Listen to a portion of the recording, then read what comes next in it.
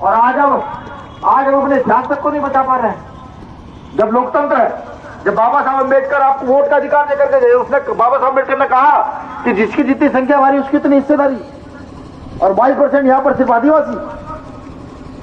सोचिए ना किस दिशा में है हम लोग, कहां है हम लोग, बताइए कहां है।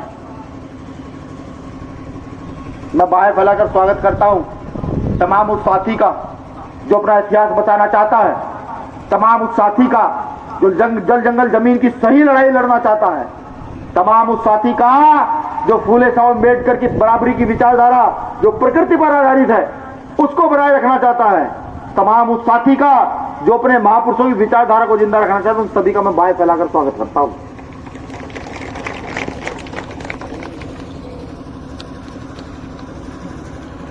मुझे मतलब नहीं है कि वो जंगल के किस भाग में पड़ा है, उसको रोटी मिल रही है नहीं मिल रही है, लेकिन अब वो रेवोल्यूशनरी है, वो क्रांति करना जानता है, अपने अधिकार बचाने के लिए खड़ा होना चाहता है, तो भीम आर्मी का एक एक कार्यकर्ता साथ कंधे से कंधा मिलाकर तैयार है, खड़ा हुआ है। अगर वो ये कहेगा नहीं भाई जंगल में चलकर हमारे साथ लड़ना है, तो भीम आर्मी का एक कार्यकर्ता, चाहे मैं हूं या चंद्रशेखर आजाद हो, जंगल में चल करके लड़ने के लिए तैयार है, वहां रहने के लिए भी तैयार है। लेकिन व्यवस्था को पहचानो, अपने अधिकार को पहचानो, दूसरे के पीछे मत चलो, खुद खड़े हो जाओ। इन युवाओं ने निजाम बदला है। भगत सिंह सबसे बड़ा उदाहरण है। शहीद आजम भगत सिंह को पढ़िए, 23 साल की उम्र में फांसी चढ़ जाते हैं। क्यों? हमारी तो उम्रें फिर भी 33 साल हो रही है, 40-40 साल हो रही है।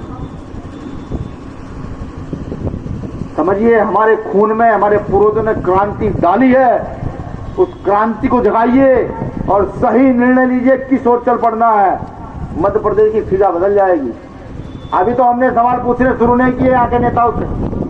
अगर सवाल पूछने शुरू कर दिए तो उनकी पेंटे गिली हो जाएंगे और सोचेंगे इनके जवाब क्या दें, क्योंकि हम पढ़े लिखे लोग हैं, हम बेवकूफ नहीं है। हम पढ़े लिखे लोग हैं, सवाल पूछना जानते हैं और उसका उत्तर मांगना भी जानते हैं। हमें पता है लोकतंत्र में कितनी ताकत है, हम जानते हैं। लगातार कहीं ना कहीं मध्य प्रदेश के 1-2 कोणों में कभी भीम आर्मी के किसी कार्यकर्ता को मार दिया जाता है, कभी किसी को जेल भिजवा दिया जाता है। यहाँ के मंत्री जेल भिजवा देते हैं, किस लिए जानते हैं? क्यों? कोई पर्सनल दुश्मनी नहीं है, वो उनसे खरीदा नहीं जाता। जब उसे कहते हैं कि भाई तो हमारी मदद कर दे, जो तुझे चाहिए देंगे, वो कहेगा नहीं, मैं औलाद हूं बाबा साहब अम्बेडकर की, मैं औलाद हूं बिरसा मुंडा की, मैं औलाद हूं शहीद आजम उधम सिंह की, मैं बिकूंगा नहीं। जितना प्रयास कर दो तो उसकी हत्या करा दी जाती है। अब आप लोग समझिए, विचार कीजिए। साथी वो कह रहे थे मुझे कि साथी बहुत कम है। मैं जानता हूं आज विश्व आदिवासी दिवस है, ये त्योहार बड़े पैमाने पर चारों दिशाओं में मनाया जा रहा है, लेकिन हम जैसे लोगों को कभी आपने मजबूत कर दिया ना, तो विश्व आदिवासी दिवस भारत के प्रत्येक स्कूल में मनाया जाएगा। प्रत्येक स्कूल में वहां बताया जाएगा। इतने सारे नियम, इतने सारे कानून हैं आदिवासी समाज के लिए कि अगर अच्छे लोग वहां बैठ जाए, बाबा साहब अम्बेडकर को मानने वाले लोग वहां बैठ जाए, तो मैं कहता हूं कि सबकी उन्नति निश्चित है। कोई शिक्षा से भी नहीं रह सकता। अभी तो उन्होंने जम्मू कश्मीर में अनुसूचित जाति के लोगों को, ट्राइबल्स को, उनके विकास के कौन जातियों को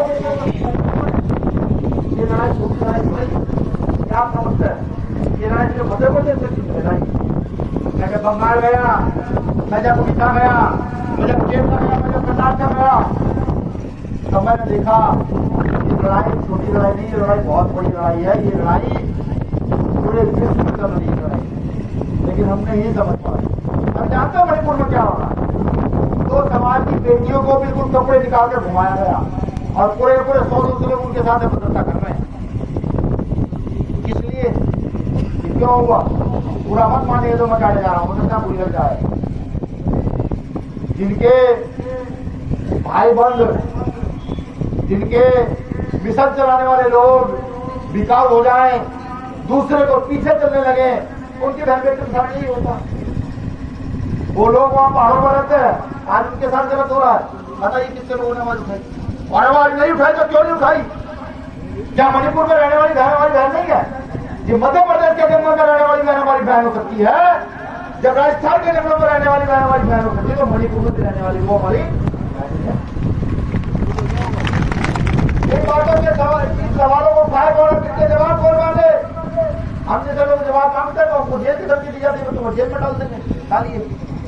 लेकिन मैं तुमसे फिर कहता हूं, खड़े होइए, भीम आर्मी के साथ कंधे से कंधा मिलाकर खड़े होइए। पीला गमछा दिल्ली में जब लहरेगा तो वहां के वजीर आलम को भी पता लगना चाहिए ये पीले गमछे वाले जंगल से निकलकर दिल्ली की ओर चल पड़े हैं, जिनके तुमने कभी कागज नहीं बनाए, जिनके वोटर आईडी तुमने नहीं बनने दिए, जिनको तुमने बिना वजह वनवासी का नाम दे दिया, ये लोग दिल्ली के ओर चल पड़े हैं। इनकी जमीनों को छेड़ना बंद करो, वरना ये संसद में आकर घुस जाएंगे, नहीं बैठेंगे। ये बताओ नहीं हुआ? भीम आर्मी वचन देती है, कंधे से कंधा मिलाकर तुम 10 लोग चलोगे तो 10,000 लोग तुम्हारे साथ खड़े हो जाएंगे।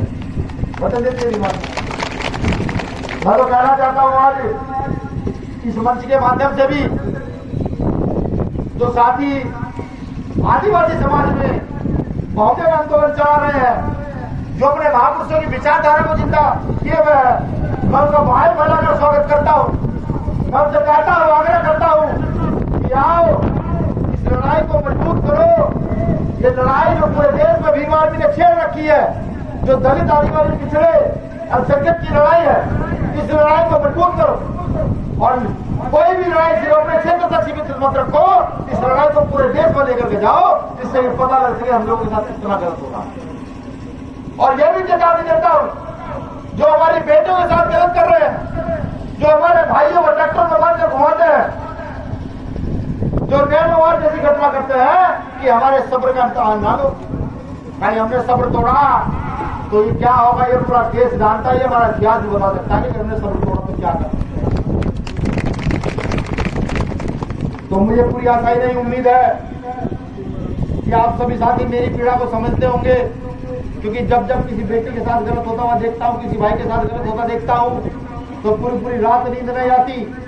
लगातार अभी साथी बता रहे थे कि 2 आदिवासी समाज की बहनों के साथ कुछ गलत हुआ है।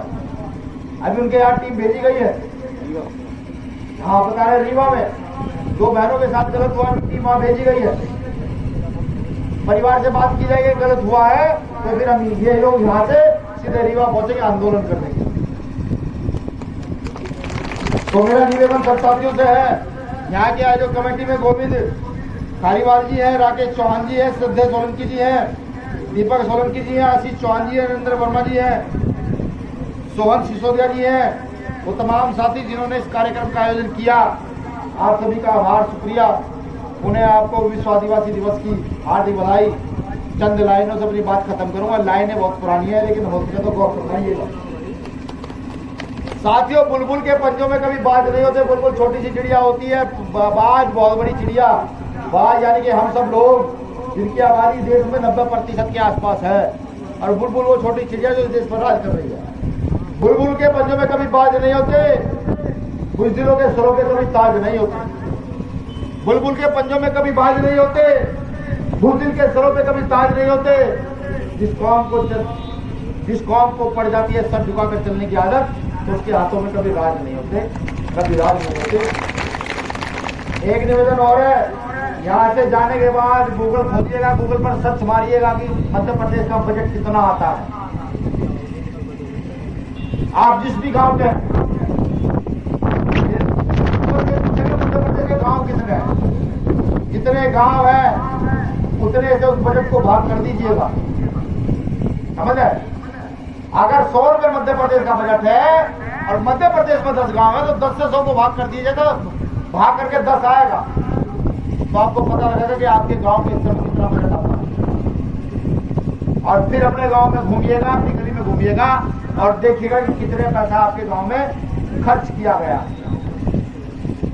स्पेशल कंपोनेंट प्लान जो होते उसको छोड़ देता हूं मैं, सिर्फ बजट पर अपनी हिस्सेदारी देखिएगा कितनी है, और फिर थोड़ा सा मंथन कीजिएगा, दिमाग से विचार कीजिएगा कि क्या ये जो बजट बना हुआ है उसका सही जो धन है वो आपके क्षेत्र में लगा है या नहीं लगा है। तो मैं इनकलाबी जय जोहार के साथ जय भीम पेश करता हूं, और ये भी उम्मीद करता हूं इस आंदोलन में आप लोग और मजबूती से लगे रहेंगे। शुक्रिया, जय भीम, जय जोहार।